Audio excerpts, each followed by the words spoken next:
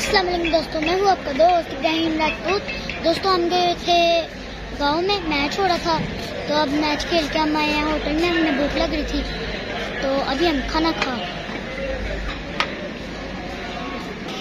जब भी हम अपने गांव से वापस आते हैं ना, तो इस होटल में जो खाना है ना वो जरूर खाते हैं, क्योंकि इस होटल का मगज बहुत लजीज होता है।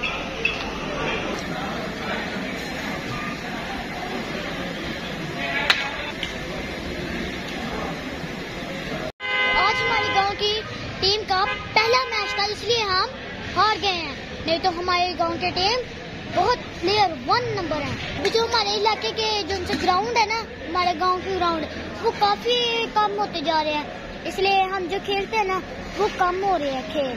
अभी हम खाना खा के निकलने लगे हैं आगे, क्योंकि हमने थोड़ा सा सामान खरीदना है।